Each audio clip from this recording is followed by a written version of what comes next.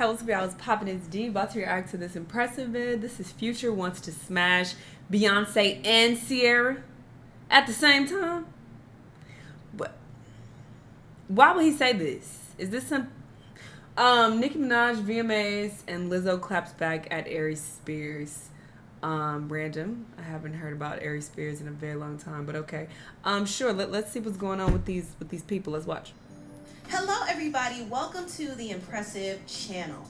Future let it be known that he would actually get with Beyonce and he still has Ciara on his mind. He was featured on a song by Real Boston Richie called Bullseye 2. And in the song he said, if my end wasn't Jigga, I'm the type to go after B. And I'd still smash on C. So in that line, he was obviously referring to Beyonce and Ciara. Now, I do think this was disrespectful. I first think it was disrespectful when he said he would try to get with Beyonce.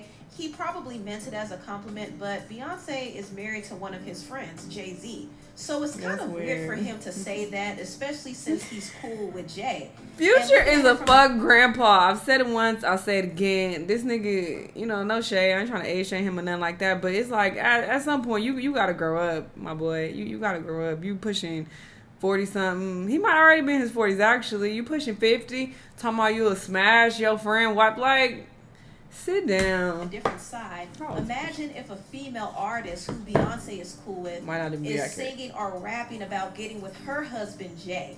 That would be a big problem. So I don't think it's right that Future said that, and I especially don't think it's right that Future keeps bringing up Ciara.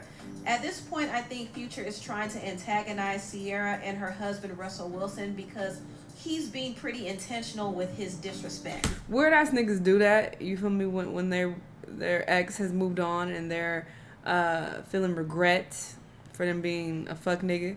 They tend to keep mentioning their ex. And it's like, brother, you gotta move on. You gotta let it go. Let it go, Future. And anybody else out there, you gotta let it go. Now, first of all, he did a whole video about Ciara and Russell for his song Love You Better. And now he's talking about how he still would smash Ciara. And it's just disrespectful because Ciara is married now. He didn't cherish her when he had her, but now that she moved on to somebody better for her, he wants her back. And I think he keeps mentioning her to irritate her and her husband, Russell. That's what I think. One thing I can't wait is for Ciara to drop her song Better Things. She did tease her song Better Things after Future made that video about her and Russell. And I kind of feel like this was a subtle response. She's letting it be known that she's on to better things and she's completely happy in her situation. Yes. So Future is never, ever getting Ciara back. He just needs to accept the fact that he lost a good woman. That's it. Now, moving on, Lizzo clapped back at the comedian Aries Spears look like right now in 2022. Her in an interview that he recently did on The Art of Dialogue. I know you fucking lying. I know he ain't body shamed no goddamn. It be the crustiest of the crusty niggas trying to talk shit about somebody else. You looking like this and coming for... This is what he said. Lizzo, I can't get past the fact that she looks like the shit emoji. That's not even funny. That's lame. Very beautiful girl. She got a very pretty face. But she keeps showing her body off, Nick. Like, come on, man. I'm sorry. Listen, I ain't the most in shape, Nick, at all in the world. So shut your mouth. But I still, when you funny and you got swagger and confidence and you decent looking, I think I'm at least handsome. Oh, you think wrong, nigga. But a woman that's built like a plate of mashed potatoes. So are you. I can tell by your face. So are you. Y'all will jump on me for making jokes, but y'all can be real and go, sister, put the eclair down. You put it down, nigga. It's treadmill time. You get on the treadmill too. Are you This is the epitome of delusion. You take that advice, weird ass nigga. Aries Spears had to say about Lizzo. Now, this is very confusing. Take a good look at Aries Spears. Just look at him, okay? I don't want to know more. Aries Spears is a fluffy guy as well. So I think it's wild He's that surpassed he puts fluff. on somebody else's weight and say that they look like mashed potatoes when he looks like a chocolate pound cake. I mean, it's the audacity for me. I understand the health aspect of it and being concerned, but he's not concerned about her health. He's more focused on her looks. If he doesn't like how she looks, he doesn't have to follow her page. He doesn't have to watch her. Right. And he definitely doesn't have to talk about her weight because he's really in no position to. He doesn't have a six-pack. He's not slim. He's fluffy He's not too. even cute. So I think it's just really weird. Now, Weird as Lizzo fuck. did clap back at Aries That's Spears projection. during her acceptance speech at the 1000%. VMAs, and this is what she said. To the bitches that got something to say about me in the press. You know what? I'm not gonna say nothing. They be like, Lizzo, why don't you clap back? Why don't you clap back? Because I'm winning, ho. So that's what Lizzo had to say, and I thought it was kind of funny that she tried to reenact Nicki. that moment when Nicki checked Miley on stage. But it was the perfect response because who cares if somebody doesn't like the way she looks? At the end of the day, she's winning, and that's really all that matters. Now, I want to talk a little bit about this year's MTV Video Music Awards. Last night was mainly about Nicki Minaj. It was her moment. But there were a few moments that I liked. I actually liked Flo Milli's performance. This was her first time performing at the VMAs, and she didn't get a chance to perform on the main stage. She performed on the extended play stage. Either way, I thought it was a really great opportunity for her to get that chance. That was giving Crazy in So Love. That's what I thought about. Flo Milli is rising and doing With her that outfit. thing. I thought Lizzo's performance was good as well, which is no surprise because Lizzo always consistently gives good performances. Also, Saucy Santana did good as well. He actually performed at the pre-show. And even though I haven't been a fan of some of the things Saucy Santana has said, I have to give it to him. He is a performer. Saucy Santana is a star on that stage. He has a lot of charisma. He knows how to engage the crowd. And in my opinion, his performance was better than some of the performances I saw on the main stage. I wasn't super impressed with this year's performances.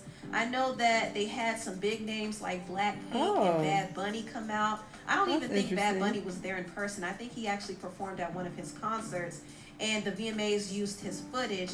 But they had the big names to kind of bring in the ratings this year.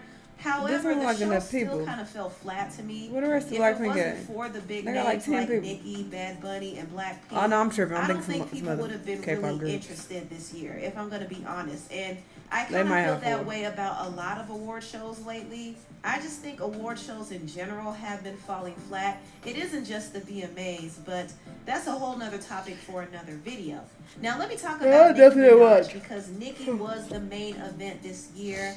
She was the recipient of the MTV Vanguard Award, and she also performed a medley of her hits. And I actually did like her performance. I love the way her set looked with all the pink lights. I thought that was super cute. However, I feel like her performance was short for some reason. I think Nicki has too much music and too much hits to have such a short set. Even with the hits that she did perform, she only performed a snippet of it. I think she spent more time performing her song Super Freaky Girl, which is her new single.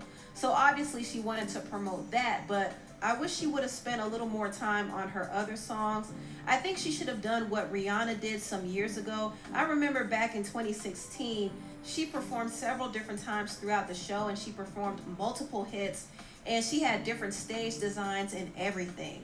And I kind of think Nicki should have done that as well, because she has enough hits to do it, but maybe she didn't have the time to put in that much effort into it. Either way, I did like her performance.